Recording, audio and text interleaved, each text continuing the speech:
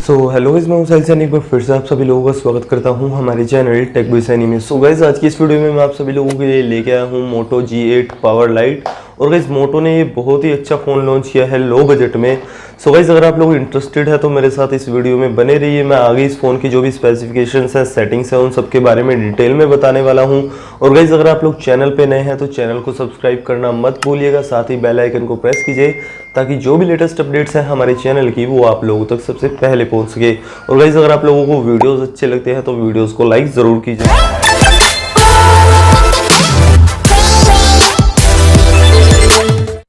So guys, यहाँ पे हमारे पास है मोटो G8 पावर लाइट। और गाइज़, ये जो फ़ोन है Realme Narzo 10A, Redmi 8, Samsung M10 जैसे फ़ोनों को कम्पीट करता है। और यहाँ पे जो फ़ोन की मेन हाईलाइट है वो इसकी 5000 mAh की पावरफुल बैटरी है। और यहाँ पे मोटो की तरफ से कहा गया है अगर आप एक बार इस फ़ोन को फुल चार्ज करते हो तो 35 डेज़ तक इसका स्टैंड बाय टाइम है। तो चलिए अब हम जल्दी से बॉक्स को ओपन करते हैं और चेक करते हैं फ़ोन में क्या कुछ फीचर्स स्पेसिफिकेशंस हमें देखने को मिलेंगे और फ़ोन के ओवरऑल लुक्स कैसे हैं। सो गाइज़, यहाँ पे सबसे टॉप में हमें बॉक्स ओपन करते ही हमारा फ़ोन मिल जाता है। और फ़ोन के साथ यहाँ पे हमें एक स्क्रीन गार्ड देखने को मिलता है। और जो फ़ोन का सेफ्टी कवर है वो भी हमें फ़ोन के साथ ही अटैच देखने को मिल जाता है। तो अभी के लिए हम इनको रखते हैं साइड में और चलते हैं आगे।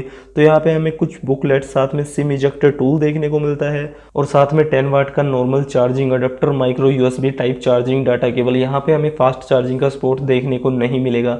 और गाइज, चलिए अब हम जल्दी से फ़ोन को अनकवर करते हैं, रैपिंग रिमूव करते हैं और फ़ोन के ओवरऑल लुक्स के बारे में डिस्कस करते हैं।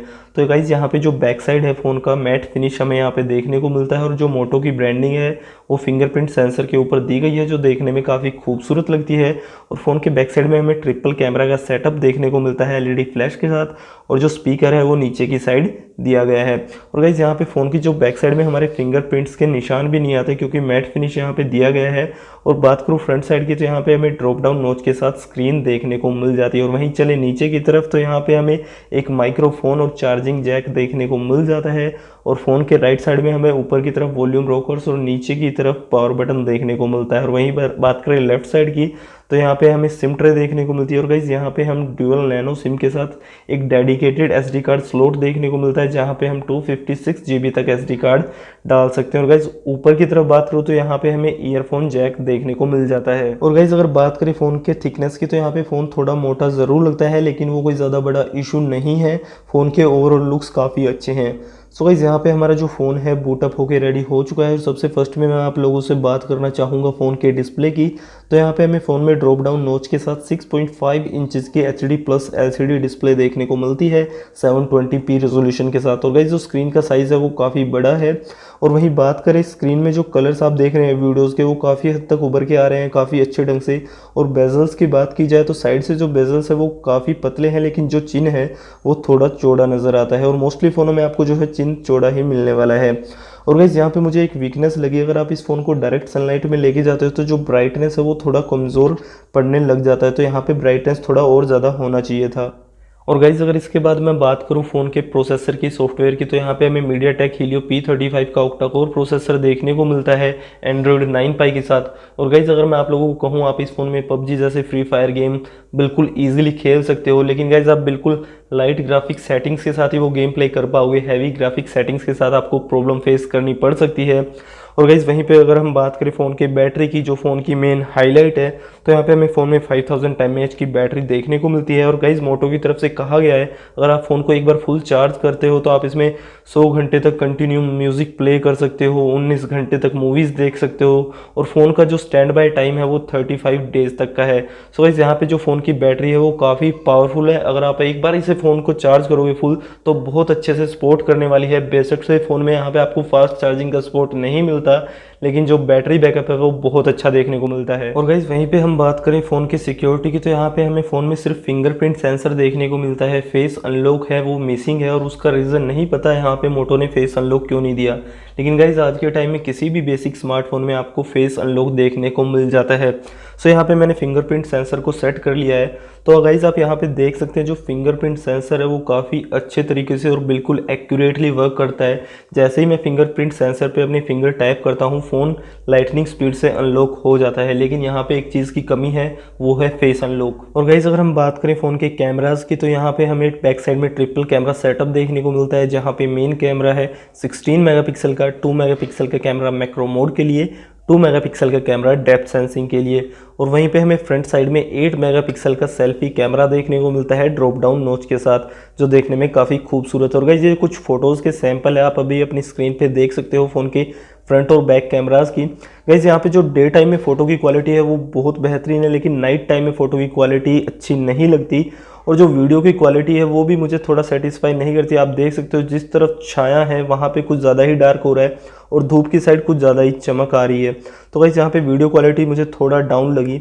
और वहीं बात करें कुछ और कैमरा सेटिंग्स की, तो यहाँ पे जो मोटो जी का कैमरा है वो बिल्कुल स्ट्रेट फॉरवर्ड है, ज़्यादा कुछ टिपिकल सेटिंग्स हमें देखने को नहीं मिलती। बस यहाँ पे हमें एक गूगल लेंस का ऑप्शन देखने को मिल जाता है, जहाँ से जाके हम अपने डॉक्यूमेंट्स वगैरह स्कैन कर सकते हैं, या फिर हमें किसी डॉक्यूमेंट की लैंग्वेज ट्रांसलेट करके देखनी है तो वो सब हम यहाँ से करके देख सकते हैं।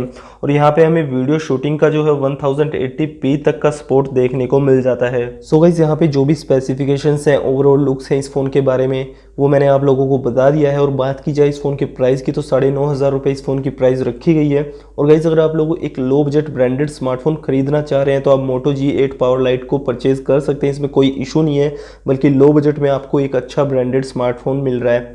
और गाइज़ यहाँ पे जो है मैंने इस फ़ोन की स्पेसिफिकेशंस के बारे में आप लोगों को बता दिया। और गाइज़ अगर आप लोग इस फ़ोन को परचेज़ करना चाह रहे हैं या फिर आपने परचेज़ कर लिया है, तो अब आगे मैं आप लोगों को इस फ़ोन की कुछ सेटिंग्स के बारे में बताने वाला हूँ जो आप लोगों को ज़रूर से पता होनी चाहिए। सो गाइज़ यहाँ पे सबसे फर्स्ट में मैं आप लोगों को बता दूँ, जैसे ही आप पावर बटन को लॉन्ग प्रेस करके रखोगे तो यहाँ पे आपको स्क्रीनशॉट लेने का ऑप्शन मिल जाएगा। इसके अलावा यहाँ पे कोई तरीका नहीं है स्क्रीनशॉट लेने का इस फ़ोन में। और गाइज़ इसके बाद अगर आप यहाँ पे फ़ोन में मल्टीटास्किंग यूज़ करना चाहते हो, स्प्लिट स्क्रीन यूज़ करना चाहते हो, तो उसके लिए आपको सिंपली करना क्या है, आपको रिसेंट ऐप्स ओपन करने हैं, जो भी आपने रिसेंट एप्लीकेशन चला रखे हैं। तो जैसे ही आप वहाँ टैप करोगे, तो जैसे अभी मैंने गूगल क्रोम खोला था, तो जैसे ही मैं गूगल क्रोम के आइकन पे टैप करता हूँ तो वहाँ पे मुझे स्प्लिट स्क्रीन का ऑप्शन मिल जाएगा। और जैसे ही मैं उस पर टैप करूँगा तो जो भी एप्लीकेशन अवेलेबल होंगे स्प्लिट स्क्रीन में चलाने के लिए, वो सब हमारे सामने अवेलेबल हो जाएंगे। तो आप सिंपली उस पर टैप कीजिए और आपके सामने जो है स्प्लिट स्क्रीन का ऑपरेशन स्टार्ट हो जाएगा। और गाइस ऐसे करके आप एक साथ 2 एप्लीकेशन चला सकते हो। जैसे आप फेसबुक व्हाट्सएप चलाना चाहते हो या यूट्यूब के साथ वीडियोस देखते देखते व्हाट्सएप पे चैटिंग करना चाहते हो, तो वो सब आप यहाँ से कर सकते हो। और गाइस इसके बाद हम चलते हैं फ़ोन की सेटिंग्स में और यहाँ पे कनेक्टेड डिवाइसेस में और उसके अंदर कनेक्शन एंड प्रेफरेंसेज में यहाँ पे आपको स्क्रीन कास्ट करने का ऑप्शन मिल जाता है। यहाँ से जाके आप अपने डिवाइस की जो स्क्रीन है वो किसी भी दूसरे एंड्रॉइड डिवाइस के साथ शेयर कर सकते हो, जैसे एंड्रॉइड LED टीवी हो गया या दूसरा स्मार्टफोन हो गया। और गाइस इसी से थोड़ा नीचे चलते हैं तो यहाँ पे हमें digital wellbeing and parental control का ऑप्शन मिल जाता है, जो कि बेहद ज़रूरी है।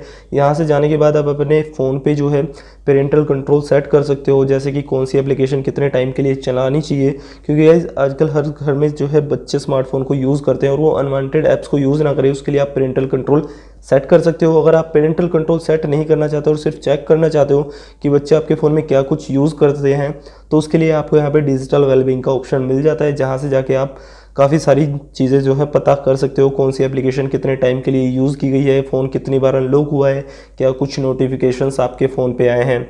और गाइस इसके बाद हम चलते हैं नेक्स्ट सिस्टम सेटिंग में, जहाँ पे हमें जेस्चर्स का ऑप्शन मिलता है। यहाँ पे हमें 5 डिफरेंट जेस्चर सिस्टम देखने को मिलेंगे, जैसे swipe, fingerprint for notification, quick capture, flash light. और गाइस आप इन्हें ज़रूर से यूज़ करके देखिएगा, क्योंकि ये आपके डेली लाइफ में बहुत ज़्यादा यूज़ आने वाले हैं। जैसे अगर आप चाहें, हमारे सामने कोई भी एक मूवमेंट होता है, हम उसे कैमरे में कैप्चर करना चाहते हैं, लेकिन जब तक हम कैमरा ओपन करते हैं तो वो मूवमेंट निकल चुका होता है। तो यहाँ पे ऐसे ही शॉर्ट जेस्चर्स दिए हुए हैं, कैसे आप डायरेक्टली कैमरा ओपन कर सकते हो, या फिर आप अंधेरे में और फ्लैशलाइट तुरंत से ऑन करना चाहते हो तो आप फ्लैशलाइट कैसे ऑन कर सकते हो।